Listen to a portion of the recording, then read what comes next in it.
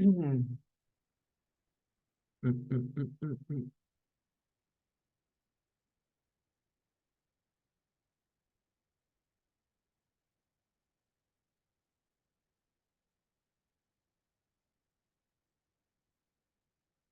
Ya.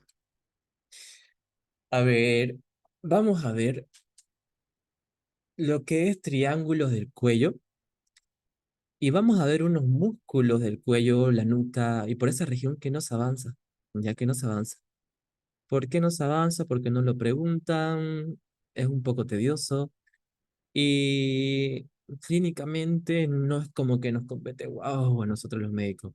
Más son a los kinesiólogos, fisioterapeutas y demás. Pero yo se los voy a mostrar por lo menos para que los conozcamos y sepamos que existen. ¿Ya? Entonces, vamos a ver triángulos del cuello. ¿Qué estoy hablando cuando hablo de triángulos del cuello? Resulta que hay espacios en mi cuello que tienen la forma de un triángulo, pero esos triángulos que hay en mi cuello tienen límites, ¿ya? Tienen límites. Vamos a ver que hay o sea, si es un triángulo, ¿cuántos límites tiene? Uno, dos y tres. Y ahí se forma un triángulo, ¿cierto? Entonces, siempre que hablemos de un triángulo, tiene un lado, un límite, otro límite, y aquí va el otro límite. Ahí está. Son tres límites, ¿no? Entonces, vamos a ver qué triángulo grande, mediano y chiquito. Ahora yo les voy a mostrar los triángulos grandotes que hay, ¿ya?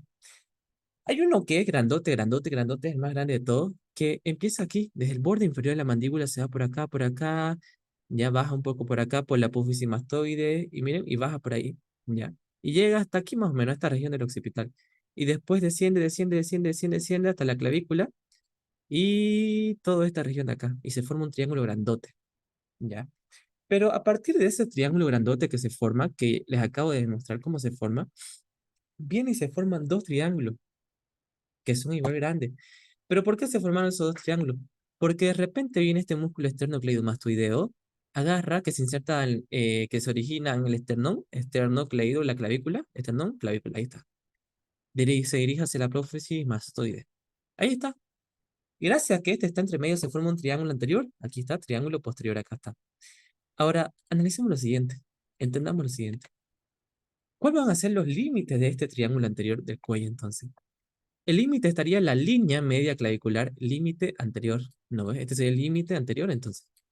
Ahora, límite posterior, es decir, esto, aquí voy a poner posterior. Y lo voy a pintar, este. El límite posterior vendría a ser el borde anterior del músculo esternocleidomastoideo. ¿Ese es su borde anterior? Sí. Entonces ese sería el límite. Ahora bien, nos falta el tercer lado, porque dijimos que un triángulo tiene tres lados. El tercer límite, es decir, este de acá. Este tendría que ser el límite superior entonces. En este límite superior está dado por la mandíbula, el reborde de la mandíbula. Ya está. ¿Se dan cuenta? El borde inferior del cuerpo de la mandíbula y el borde posterior de la rama ascendente de la mandíbula. Y se formó un triángulo. Es el triángulo anterior. Y el triángulo posterior está formado por el músculo trapecio, el borde anterior del músculo trapecio, el borde posterior del músculo esternocleidomastoideo, ahí está, y inferiormente por la clavícula. Ya se formó los dos triángulos, triángulo posterior y anterior. Ahora, ya, antes de ver los triángulos, vamos a ver lo siguiente. Vamos a ver lo siguiente. Voy a hacer con rojo. El cuello se la divide en región anterior o posterior. A la anterior se la llama traqueal y a la posterior se la llama región de la nuca. Es decir, esto, ¿ya? Ahora, sabemos que la región anterior, es decir, la región traquealiana, vamos a encontrar lo que se subdividen en regiones, una región anterior y una lateral. En la región anterior, ¿qué vamos a encontrar? Una región suprayoidea, una región infrayoidea y una región prevertebral. Pre significa antes de llegar a las vértebras. Pre, antes. Vértebra, vértebra, ¿no? Y en la región lateral, que es parte de la región anterior que estamos viendo acá, hay una región parotidia, esternocleidomastoidea, que es esta región de acá, y una región supraclavicular, que es arriba de la clavícula. Y la región posterior, que ya dijimos, ¿no? Ahora, la región posterior, lo que tenemos que tomar en cuenta es que se encuentra detrás de la columna vertebral.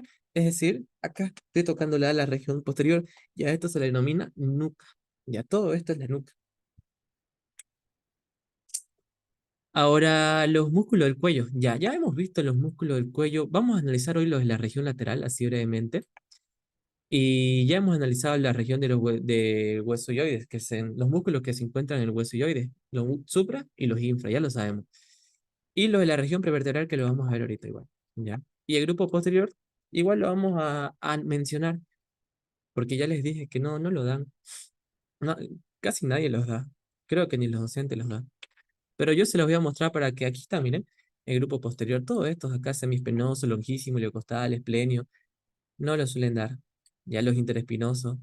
Pero yo quiero que por lo menos ustedes sepan que cuando escuchen eso, que hay un desgarre, una lesión en eso, cuando hay una cirugía que cortan esos músculos, que sepan que sí existen y que no les suene una palabra desconocida, ¿no? Y se divide en tres planos. Plano superficial estaría trapecio, estamos hablando del grupo posterior. Trapecio, que es grandote este músculo, el plano intermedio, todo esto acá, y el plano profundo, lo que ya está más adentro, ¿no? Entonces, veamos lo siguiente, estamos hablando de la región prevertebral, ya estamos hablando de la región anterior, los músculos anteriores. La región prevertebral, ¿qué vamos a encontrar? Recto anterior o mayor de la cabeza también se llama. No vamos a decir su origen e inserciones porque no vale la pena memorizárselo, se les va a olvidar de aquí a un tiempito y no entra al examen generalmente esto, ¿ya? Entonces, pero podemos analizar, miren, va desde el occipital, va por la cara anterior de los cuerpos y de las apófisis transversas, miren cómo se va insertando. Ahora tenemos recto anterior menor de la cabeza que va del occipital a la primera vértebra, que es el atlas, ¿no? El largo del cuello también, por todo el cuello se va. ¿Pero en qué parte? En la región anterior de las vértebras cervicales, por eso dice prevertebral, antes de llegar a ella. Ahora, voy a poner esto acá. En la región lateral, esto es importante y aquí les voy a hacer unas preguntas de examen. En la región lateral tenemos unos músculos que se llaman los músculos escalenos. Aquí se lo muestro. El escaleno, a ver acá, posterior, ahí está, y escaleno medio. Ahora, ¿cuál es lo importante de estos escalenos medio y posterior? Ubiquémonos, este es el emanubio, el esternón, esto es derecho y esto es izquierdo, ¿no? Posición anatómica. Ahora, vemos que del esternón le está llegando la clavícula derecha y al otro lado la clavícula izquierda y debajo estaría llegando la primera costilla izquierda, la primera costilla derecha. Aquí estaría la segunda y estaría el cuerpo, ¿no? Bueno, miremos que esta es la segunda costilla entonces. Aquí, segunda costilla le estoy poniendo. ¿Y dónde están llegando estos músculos escaleno posterior y medio? A la segunda costilla, ¿ya? Está llegando a la segunda costilla. Entonces, si le preguntan la inserción, el origen es en las apófisis transversas de las vértebras cervicales. Pero si le preguntan la inserción, que lo suelen preguntar, ¿dónde se insertan estos músculos? Es en la segunda costilla, no hay más. A diferencia de la escalera anterior, miremoslo. Ahí está. ¿Dónde está yendo? A la primera costilla. En esta primera costilla hay un tubérculo que se llama tubérculo de Lisfranc, que es como un tuberculito, una sobresaliencia del hueso. Ahí, justamente ahí, va este músculo escaleno anterior. ¿Ya? Ahora, démonos cuenta, voy a retroceder. Miren, voy a retroceder. Ahí está el escaleno posterior. Miren mi dedo, escaleno posterior. Y de repente viene el medio. Ahí está el medio. Yo no estoy viendo, cuando ambos llegan, me forman un espacio, si se dan cuenta, entre escaleno posterior y medio. Un espacio. Ahora, ese espacio yo aquí no lo puedo ver, porque necesitaría darme la vuelta y tener una vista lateral, ¿cierto? Pero ese espacio que hay ahí es un espacio por donde pasa un nervio, que se llama nervio serrato mayor, ¿ya? O también le llaman nervio respiratorio externo de Charles Bell. ¿Por qué respiratorio externo de Charles Bell? ¿Qué hace este nervio serrato mayor o torácico también le llaman? Que es rama del plexo braquial. Lo que hace de C5, de C6 y de C7, ¿ya? Lo que hace es enervar al músculo serrato mayor. Este músculo serrato mayor tiene muchos fascículos que se van a la costilla. Tiene un fascículo en la costilla de acá, la otra así. La envuelve las costillas del fascículo y me ayuda en la expiración. Abrir mi caja torácica. Es por eso que se llama respiratorio externo de Charles Bell. El interno es el nervio frénico. ¿Por qué interno? Porque el nervio frénico se mete adentro, al diafragma. El diafragma está adentro, internamente. Ese es el respiratorio interno de Charles Bell. El externo vendría a ser este de acá. Nervio serrato mayor o torácico. Ahora rama de plexo braquial, ¿no? Ahora, entonces, aquí está. escaleno posterior, medio. Pero también tenemos el escaleno anterior, que es este tercer dedo que está acá. Y también forma un espacio con el escaleno medio, si se dan cuenta, no sé si pueden ver. Ahí está. Entonces el espacio que hay entre el escaleno anterior y medio se llama espacio interescalénico, que está acá. Ahí está, ya. En este espacio interescalénico está pasando una arteria. Esto lo pregunta qué pasa en el espacio interescalénico o qué pasa en el intersticio entre el escaleno anterior y medio. Y ustedes van a responder a esto. Arteria subclavia y plexo braquial. Si le llegaran a poner nervio subclavio, también pasa. Si le llegaran a poner arteria dorsal de la escápula, también pasa. Porque la arteria dorsal de la escápula es rama de la arteria subclavia y lo da más o menos a este nivel. Y el nervio subclavio es rama del plexo braquial, también lo da a este nivel. Así que ustedes anoten en sus apuntes estas cuatro estructuras que les estoy dando. De las que no tienen que olvidarse sí o sí, son estas dos, ¿no? Entonces, a veces le ponen la trampa y le ponen la vena subclavia pasa por el intersticio, digamos, o le ponen en los incisos, uno de estos no pasa, y uno de los incisos está la vena subclavia. Y se dan cuenta que la vena subclavia no pasa, es la arteria. No le vayan a pelar en eso. Y aquí tenemos el recto lateral de la cabeza, ¿no? Ahora el músculo esternocleidomastoideo, que lo hemos visto, lo hemos estudiado, sus dos fascículos y de dónde viene, ¿no? Y la importancia que tiene con el paquete vascular nervioso del cuello lo cubre. Ahora, región supra infrayoidea, ya esto lo hemos visto ya. Ahí vemos el esófago siempre posterior. ¿Quién está más anterior? La tráquea y la laringe, ¿no? Ahí los voy a ir pasando en los músculos, ya los hemos visto.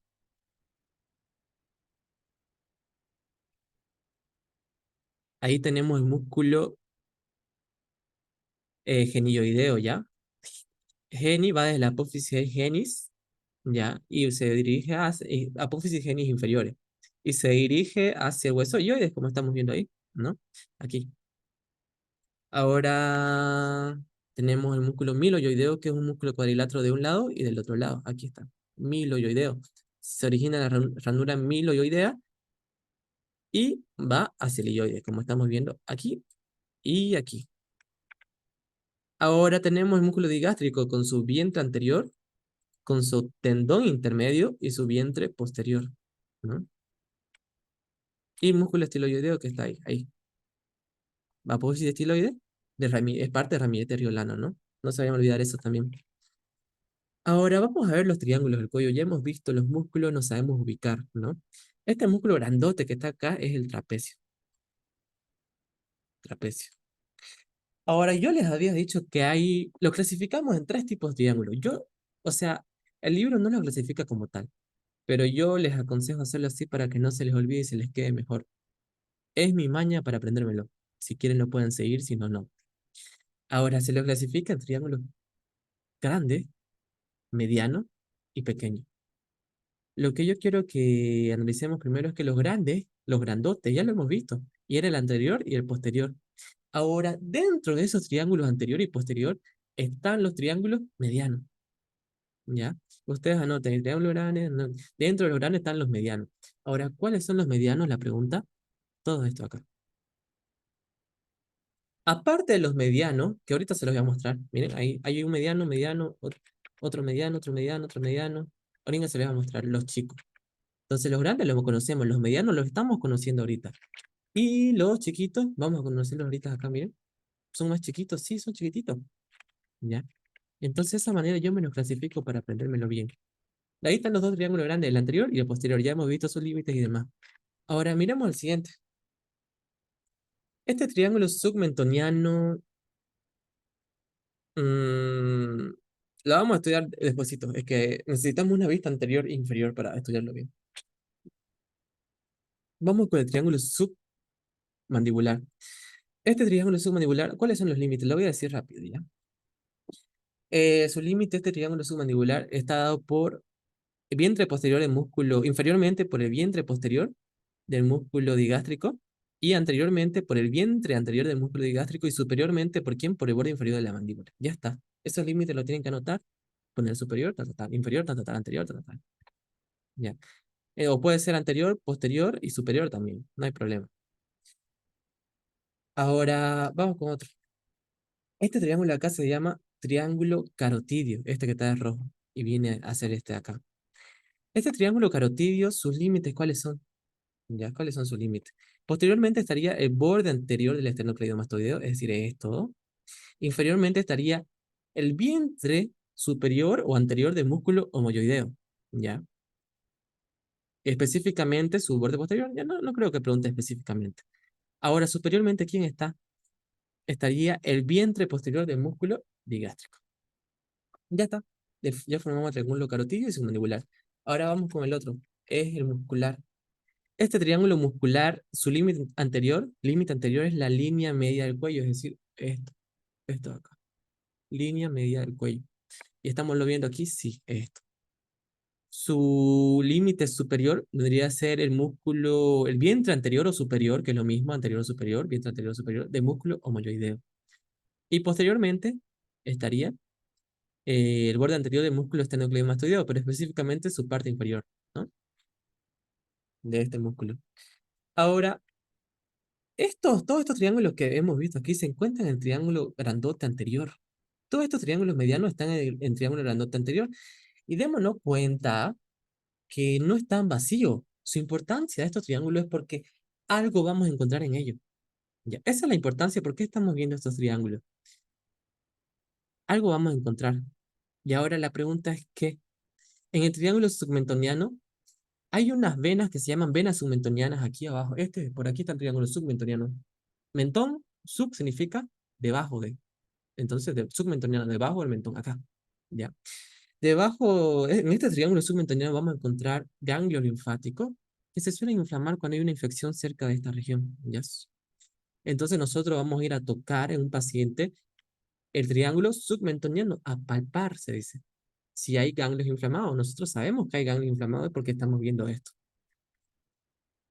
¿Qué más? Nace la vena yugular anterior. Bueno, hay unas venas que se llaman venas submentonianas aquí que confluyen acá, y esas venas confluyen, se unen y me forman una vena más gruesa, más consistente que se llama vena yugular anterior. ¿Cómo está formada la vena yugular anterior? Por uniones de la vena submentoniana. Ahora, submandibular. ¿Cuál es el contenido del triángulo submandibular? Glándula submandibular, que es una de las tres glándulas que secretan saliva de las grandes, ¿no?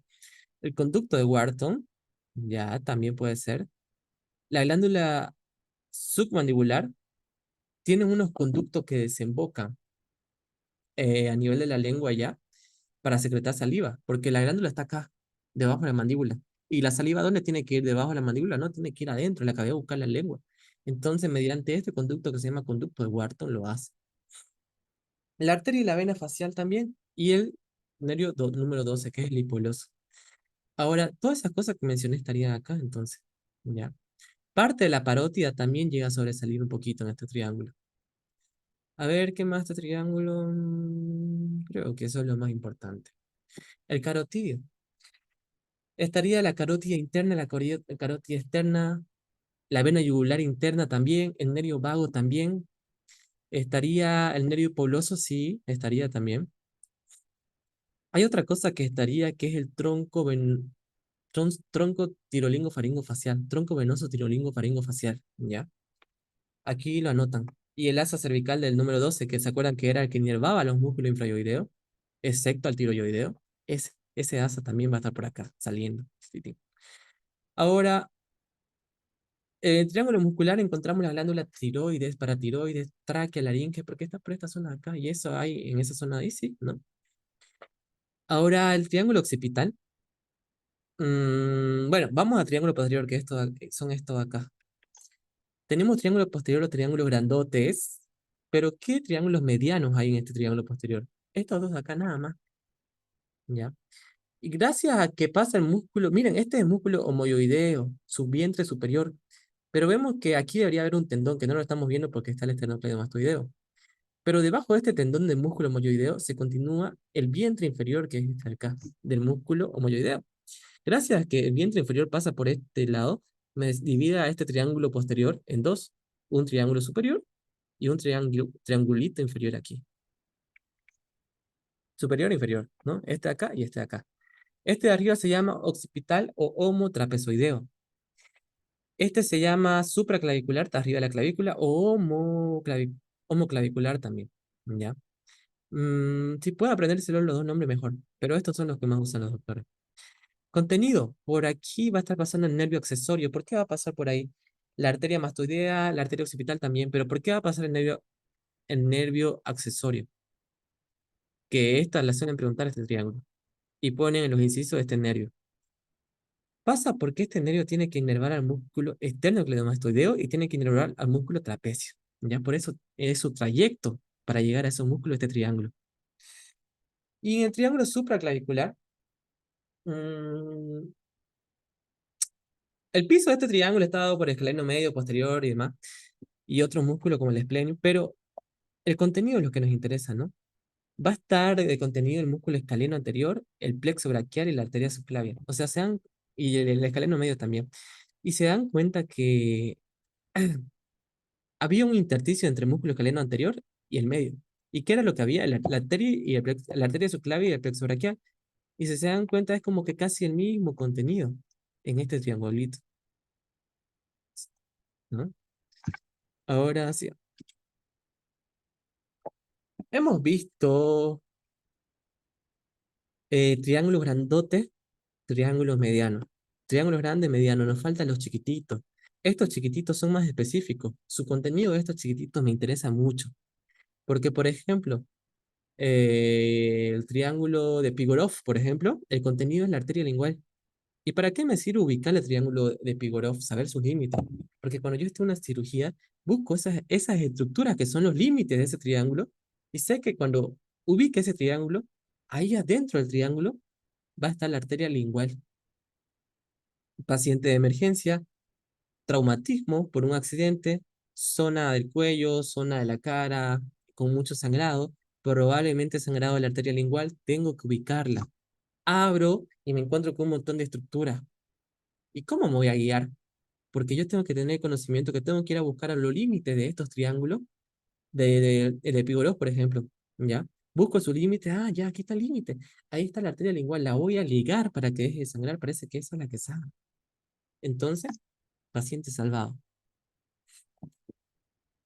Y cuando vamos a hacer examen de residencia, si queremos ser emergenciólogo, cirujano y demás, esto no los van a preguntar, porque es crucial, ¿ya? Es crucial para la vida, del cirujano más que todo, ¿no? Mm, no saben qué es tronco venoso tirolingo-faringofacial, ¿no? Voy a abrir la aplicación y se los voy a mostrar.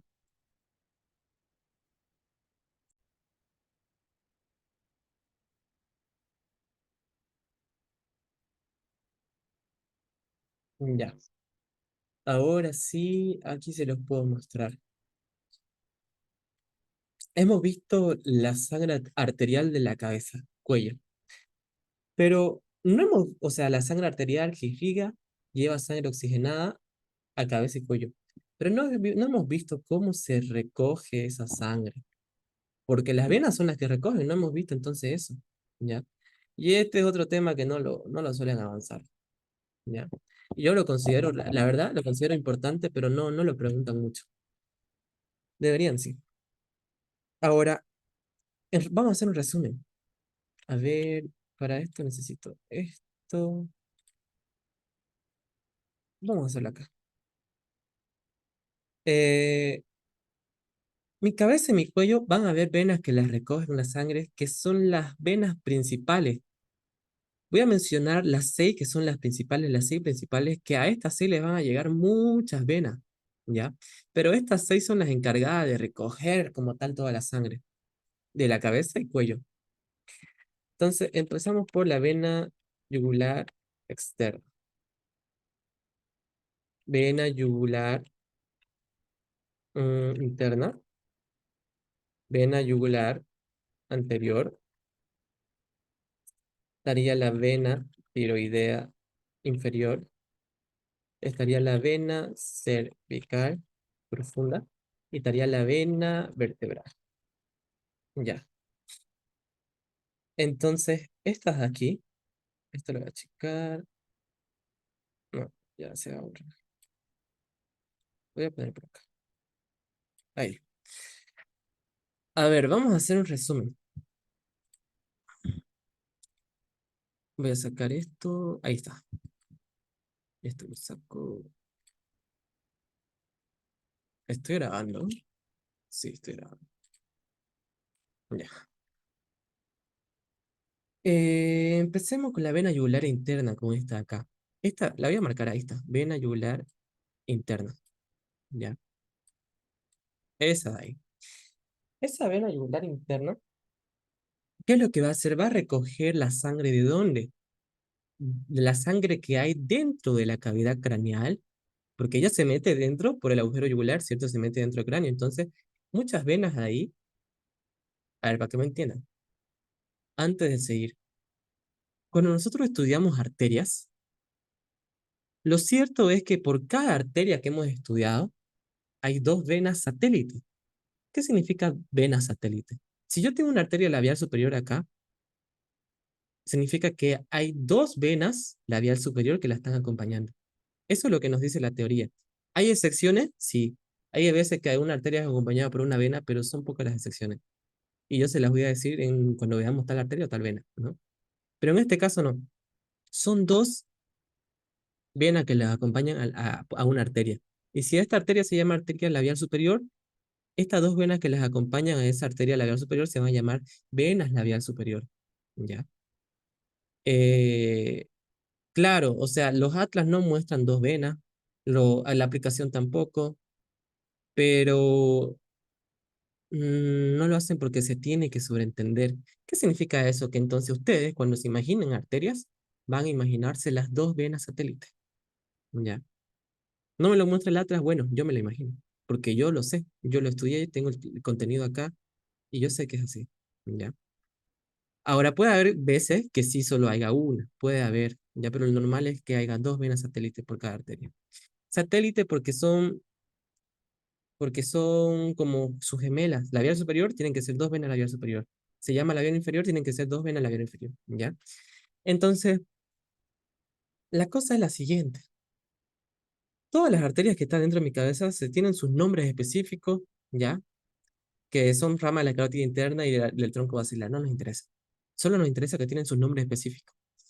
Ahora, esas arterias también tienen sus venas, que con sus nombres satélites de las arterias que hay ahí, ¿cierto? Resulta que esas venas van a drenar en la vena yugular interna, ¿ya? Drenan en la vena yugular interna, entonces, ¿qué significa? Que la vena yugular interna recoge la sangre de toda la cavidad craneal. Ok.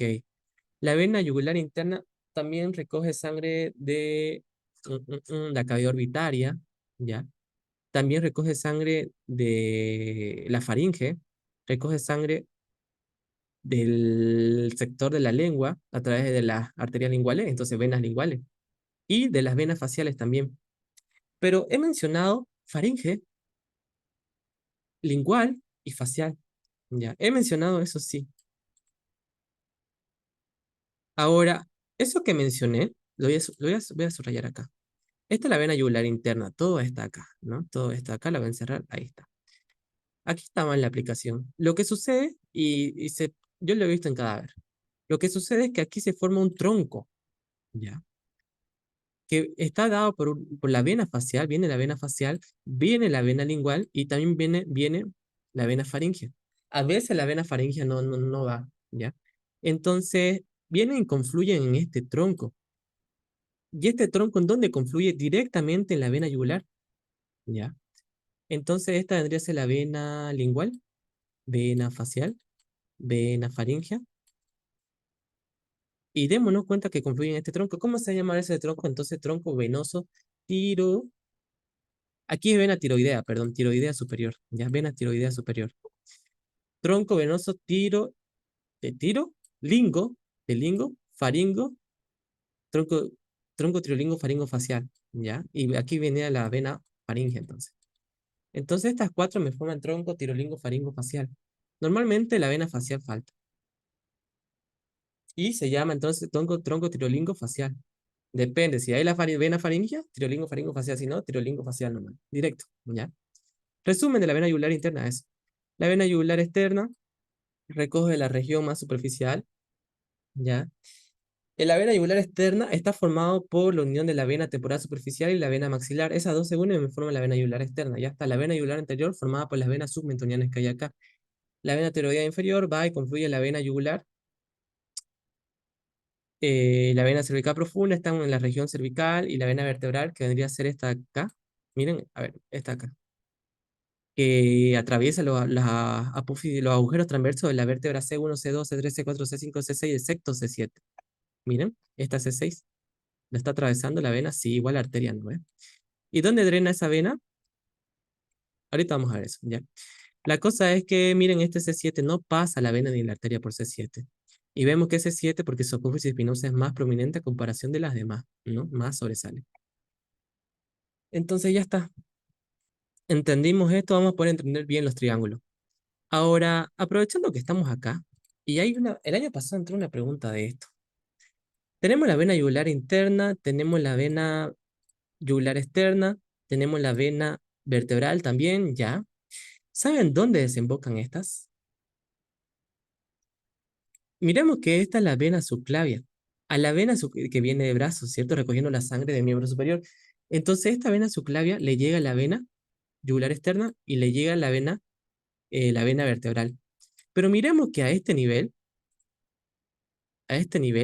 la vena yugular interna, que es esta, y la vena subclavia, esta de acá, vena subclavia, esta es pregunta de examen más, vena yugular interna. No vayan a confundirse con la externa anterior, no, la interna. Vena subclavia más vena yugular interna me da origen al tronco venoso braquio cefálico. Entonces, si les preguntan cómo se forma voy a sacar esto acá. ¿Cómo se forma la vena yugular? ¿Cómo se forma el tronco venoso brachiocefálico, que es este de acá?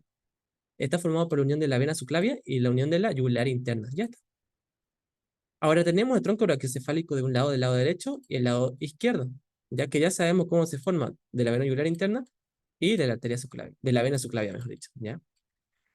Ahora, miremos que hay un tronco brachiocefálico izquierdo y derecho. Estos dos troncos brachiocefálicos izquierdo y derecho se unen a este nivel. ¿Y qué me va a dar origen eso? A la formación de la vena cava superior. Entonces, ¿cómo se forma la vena cava superior para la unión de tronco venoso brachiocefálico izquierdo y derecho? ¿Y cómo se forman eso? Ya sabemos. ¿Y cómo se forman los otros? Ya sabemos, lo hemos visto todo esto.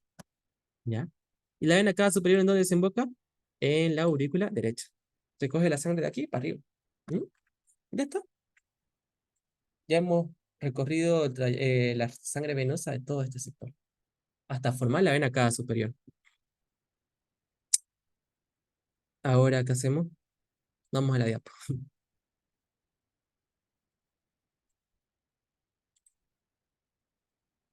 Antes quiero borrar.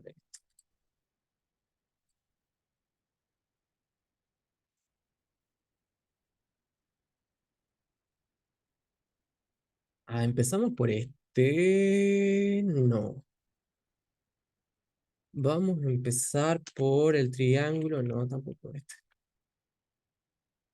Pigorov. Empezamos por aquí. Sí, empezamos por el triángulo de Pigorov. ¿Ya? ¿Dónde se encuentra este triángulo de Pigorov? Se encuentra dentro del triángulo digástrico. ¿Ya? Ustedes tienen que dividirlo así. Háganme caso para que se les quede mejor.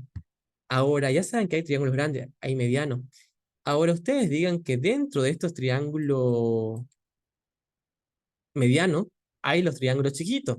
Y ustedes tienen que preguntarse dentro del triángulo digástrico cuál hay. Y este de acá, triángulo de Pigorov. ¿Ya? O también se llama triángulo lingual este. ¿Cuáles son sus límites? Superiormente, el nervio hipoglósico. Inferiormente, el tendón, o también le suele ser límite posterior o inferior, como quieran, el tendón del músculo digástrico, ¿ya? Este. Entonces tenemos límite posterior, superior, nos falta el límite anterior, que es este acá, que está dado por el borde posterior de este gran músculo acá que lo estoy encerrando, que es mi, el músculo miloideo, ¿ya? Y el piso de este triángulo, ¿cuál es el piso? Es decir, aquí, si yo agarro y piso ese triángulo, estaría pisando el músculo ilioloso. Ya, esto es anterior, esto es posterior. Este es el borde inferior de la mandíbula. Ahora, este es el triangulito que se formó. ¿Cuál es el contenido? La arteria lingual. ¿Qué pasa si sangra esa arteria lingual? Hay un sangrado por esa región, tengo que ir a ligar a la arteria lingual. Entonces, abro, reconozco el tendón de ese músculo, veo el nervio hipoloso, veo el músculo meloioideo, pongo mis manos por ahí, ya sé que ahí adentro tiene que estar la arteria lingual. Ahora, ahora sí. Dentro del triángulo carotidio, que es este de acá, ese, tenemos el triángulo Gullón y el triángulo de Faradeu. Así anótelo, dentro del triángulo carotidio tenemos el triángulo Gullón de Faradeu. No hay más. Ahora, en este triángulo de Gullón, ¿cuáles van a ser sus límites? Anteriormente, este tronco venoso tirolingo faringo facial, que ya saben cómo se formó, de dónde viene y para qué viene y a dónde va, ¿no? Entonces, el límite anterior, límite posterior sería la vena yugular interna, que es esta de acá. Límite superior sería el vientre posterior del músculo digástrico, que es este de acá. Entonces ya tenemos nuestro triángulo. Contenido de este triángulo de Gaussian. Como está dentro del triángulo carotidio, ustedes dicen, está dentro del triángulo carotidio este triángulo de Gaussian y es grandote. Bueno, no es grandote, pero tiene su buen tamaño, a comparación del otro que vamos a ver ahorita. Y entonces, como está dentro del triángulo arterial, usted va a decir, contiene la arteria carótida externa, la carótida interna, su bifurcación, entonces, el seno carotidio que está en la bifurcación de ellos, el lóbulo carotidio, eh, va a estar pasando por ahí el nervio hipoglóso, ya, el nervio hipoglóso también, y la rama descendente de C1, ¿no? De que esa es de plexo cervical. Entonces, todo eso que mencioné vendría a ser el contenido de este triángulo Gullón. Sí. Ahora, miren, lo siguiente. Usemos los mismos límites, pero en vez de usar este límite superior, este músculo que era el músculo inferior digástrico, en vez de usar este límite superior, ese músculo, usemos este nervio como límite superior. Todo lo mismo, pero el límite superior lo que estamos cambiando es este nervio, que era el nervio hipoglóso, que está yendo a inervar a la lengua, a los músculos de la lengua, ¿no? Está en su trayecto. Pero entonces, ¿qué pasa si nosotros usamos como límite superior el nervio hipoglóso y ya no este músculo acá? Pasa lo siguiente, esto. Automáticamente se me forma el triángulo de Farabeut. Entonces ya no tienen que hacer la chipazón de memorizarse. Ustedes cambian el límite, ese límite superior, y ya saben que ahora se llama triángulo de Farabeut. Ya está. Porque dense cuenta, los mismos límites, solo el superior es que cambia. Y el contenido son similar, bifurcación de la carótida primitiva, ya, a veces se puede ver su rama tiroidea superior, lingual, faringe ascendente. A veces no, a veces sí. La rama descendente es C1. Ahora, ¿qué es lo que cambia acá? El seno carotidio también va a ser parte de este contenido. Lo que cambia es que acá atrás el contenido del triángulo Gullón era el nervio poloso, pero aquí el nervio poloso es un límite, entonces ya no va a ser contenido. Y en el examen eso le ponen, los hacen chipar con esto. Así que estos dos triángulos claro y conciso, así bien tajante. Ya lo vimos de Blecar y Sedilog nos queda ya el último. Triángulo de Sedilot. Este triángulo es, no, este es de Blecar, perdón, Blecar. Este triángulo de Blecar está, ¿cuáles son sus límites? Inferiormente, el asta mayor del hueso ioides. El hueso ioides tiene un cuerpo, ahí está el cuerpo, lo voy a dibujar. Tiene asta mayores, que es esto acá que estoy dibujando ahorita de un lado, del otro lado. Y tiene sus asta menores que salen del cuerpo. Uno, dos. O sea, sus astas salen del cuerpo. Las mayores salen del lado, la parte lateral, y las menores salen del borde superior y la parte y de su cara posterior del cuerpo, ¿no? Ahí están. Eso es el ioides, no es más. Entonces, del borde superior del asta mayor del hueso ioide están haciendo entonces su borde inferior de este triángulo, borde inferior hasta mayor del hueso ioide. Ahí está. Ahora, su borde superior estaríamos el vientre posterior del músculo digástrico, que vendría a ser este acá. Ahí está. Y borde posterior vendría a ser el nervio hipoglóso, ¿no? Va. No, no es el hipogloso, el músculo hiogloso. Ya, ese sería el músculo hiogloso entonces. Ahora, ya está formado nuestro triángulo. El contenido más bien de este triángulo es el nervio hipogloso. Ya no se van a chipar con eso. Nervio hipogloso y arteria lingual. Y eso sería entonces triángulo de Blecar. Lo preguntan, este es preguntado. Este triángulo me lo preguntaron el año pasado en mi examen de cirugía, cirugía 1. Ahorita estoy llevando cirugía 2, quinto año de cirugía 3.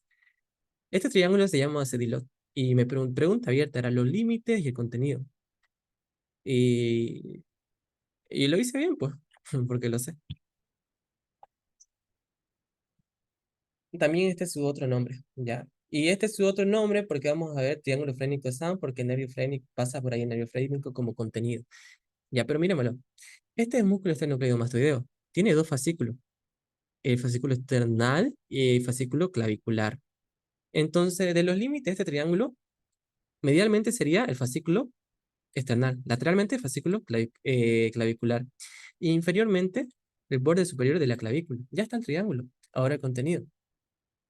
La carótida primitiva. Si le ponen carótida interna, externa, no, no es. Porque a este nivel todavía la carótida no se bifurcó. Está subiendo todavía. No se bifurcó. Entonces, carótida primitiva. ¿Y qué más está bajando? El nervio frénico, que cuál es su no, aquí está mal. Su no es I, O debería ser. Respiratorio interno de Charles Bell. Ya. Y no se olvide de dónde nacía el nervio frénico, C3, C4, C5, principalmente C4. Este nunca lo he visto que lo pregunten, pero me parece importante. Esófago, tráquea, laringe, los músculos supra e infraoideos. Bueno, están los infra, ¿no? Ya. Miremos que estos músculos infraoideos me delimitan este rombo. ¿Ya? Vemos ahí como un rombo. Ese es el lugar para hacer una traqueotomía. A ver, ¿qué es lo que pasa? Miremos que esta es la faringe. La voy a pintar para que no se chipe. La faringe. ¿Ya? Ahí está. Aquí estaría la epiglotis. La estoy pintando de rojo. Ahí está. Y la faringe, ¿quién le continúa? El esófago. Entonces esto ya debería ser el esófago. Ya, de verde. Y la laringe aquí lo voy a poner de amarillo. Ahí está. Es sencillo la situación. Puse la laringe y la tráquea de amarillo, ¿ya? Ahora, ¿qué es lo normal? Que por acá pase el aire y un poquito se puede ir para el esófago quizás, pero lo que sucede normalmente es que vaya y se abra la epilotis y pase, ¿no? Pase el aire. Pase el aire a la laringe, tráquea, bronquio principal, primario, secundario, terciario, conductos alveolares, alveolos y pulmones.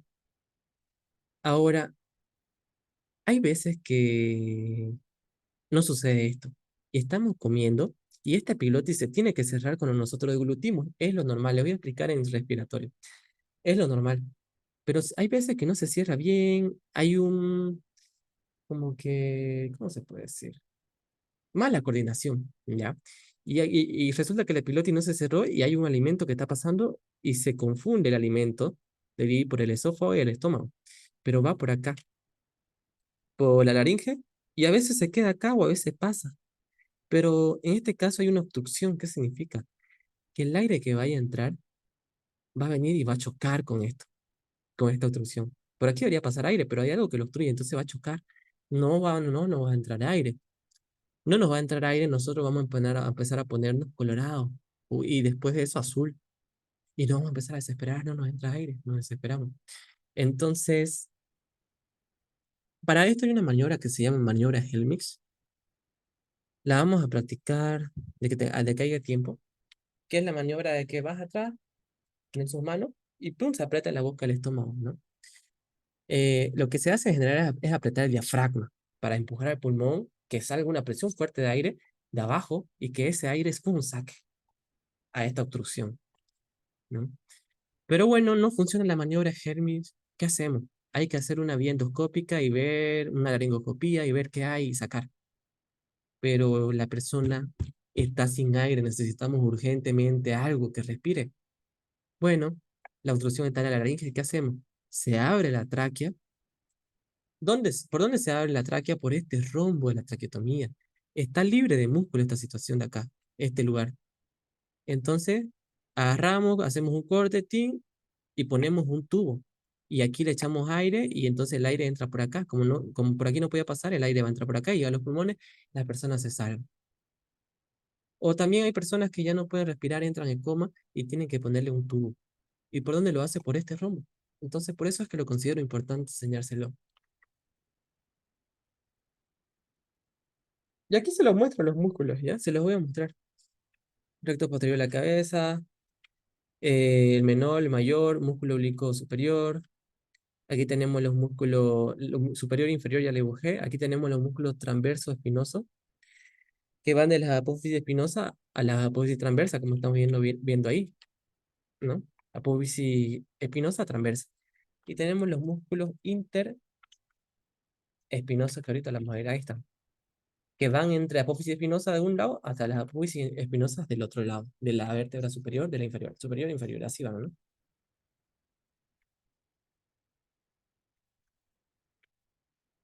Ahora, ¿qué más? Semiespinoso de la cabeza, longísimo, longísimo de la cabeza del cuello.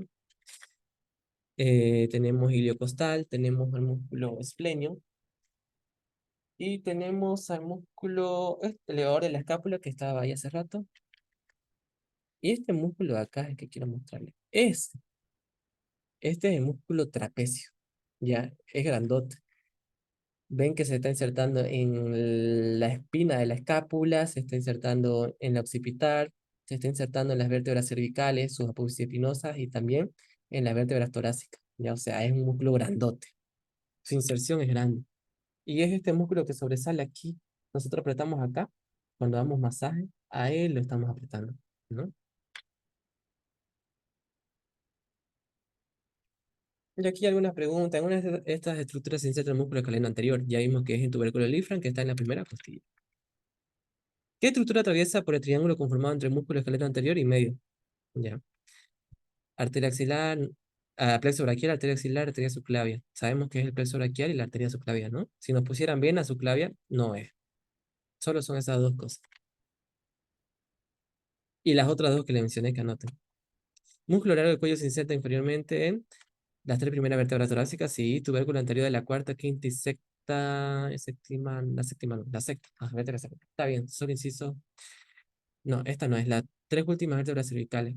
Porque el músculo largo del cuello es un músculo que va de las vértebras cervicales, de las torácicas, y las vértebras cervicales y llega al cuello. ¿Ya? Está a nivel del cuello, la región posterior del cuello. Ahora, por detrás del músculo esternocleidomastoideo no pasa, dice. El nervio frénico no está pasando por detrás. A ver, la vena yugular interna estaría por delante, la arteria carótida primitiva estaría por delante, el nervio vago estaría por delante, el nervio frénico estaría profundamente al músculo. Entonces, yo diría que todo es correcto, porque todo no pasa. Ya no pasa todo por detrás del músculo externo que vemos. El que pasa por detrás es el nervio accesorio, arteria occipital y arteria mastoidea. ¿Cuál de estos músculos no realiza el descenso de la mandíbula? Ya todos lo realizan. El músculo esternocleidomastoideo está inervado por el número 11, par craneal número 11. Inciso C. Y también recibe unas ramas de plexo cervical. El músculo digástrico tiene un vientre anterior y vientre posterior. El vientre anterior está inervado por el trigémino, específicamente el nervio miloioideo, y el vientre posterior está inervado por el músculo, el nervio facial. Ya, es correcto.